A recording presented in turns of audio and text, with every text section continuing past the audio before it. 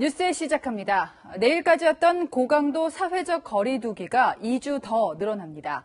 코로나19 확진자 증가폭이 누그러졌다곤 해도 요즘도 매일 100명 가까이 신규 확진자가 나오고 해외 유입 상황도 심상치 않기 때문이죠.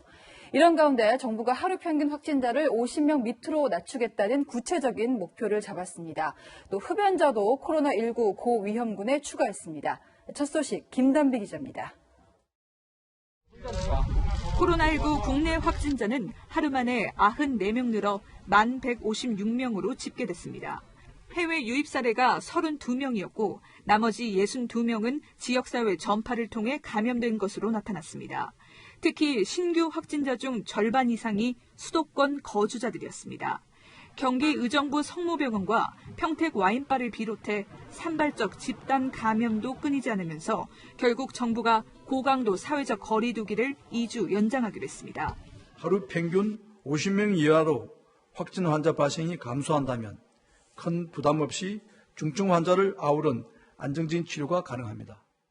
지난달 22일부터 2주 동안 사회적 거리 두기를 진행했지만 신규 확진자가 여전히 100명 안팎에서 줄지 않고 감염 경로를 알 수 없는 경우도 5%나 되기 때문입니다. 이에 따라 종교시설과 실내 체육시설, 유흥시설은 물론 지자체가 정한 PC방과 노래방, 학원은 오는 19일까지 운영 제한 조치가 지속됩니다.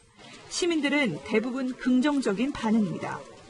참 잘한 거라고 생각하는 전 세계적으로 동참을 해서 이 바이러스 퇴치를 위해서 서로가 노력을 해야 되지 않나. 2주뿐 아니라 한 달 연장에도 저는 적극 찬성하고 동의합니다. 정부는 임신부와 고령자, 만성질환자에 이어 흡연자도 코로나19 고위험군에 추가했습니다. 흡연자의 경우 폐 기능의 저하가 나왔을 가능성이 매우 높고 확진자의 접촉자 조사 범위도 증상 발생 하루 전에서 이틀 전으로 확대됐습니다. 채널A 뉴스 김단비입니다.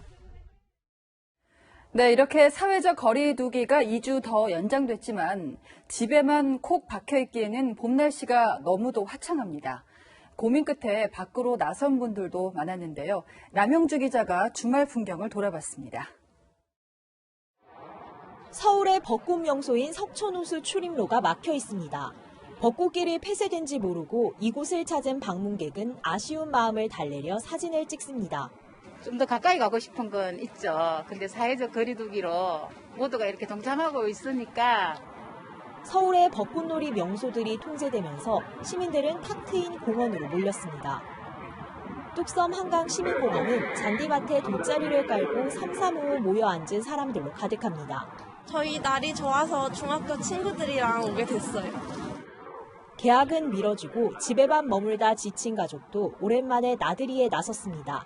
아직 실내는 저희들이 가벼운 마음으로 가기에는 아직 섣부른 것 같고 해서 주말에 야외에서 좀 바람 좀 쐴 겸 해서 가족 같이 나왔습니다. 자전거를 타고 곳곳을 누비기도 합니다.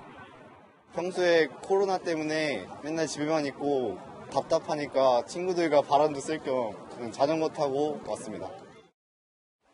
사회적 거리두기 운동이 확산되면서 직장이나 교통시설에 방문한 비율은 줄어든 반면 공원과 같은 야외 시설을 찾는 횟수는 51% 늘어난 것으로 나타났습니다. 봄나들이에 나선 시민들이 야외로 몰리면서 밀접 접촉도 우려되는 상황. 보건당국은 부득이하게 야외 활동을 하게 될 경우 외출 전과 후 손을 씻는 등 개인 위생 수칙을 철저히 지킬 것을 당부했습니다. 채널A 뉴스 남영주입니다.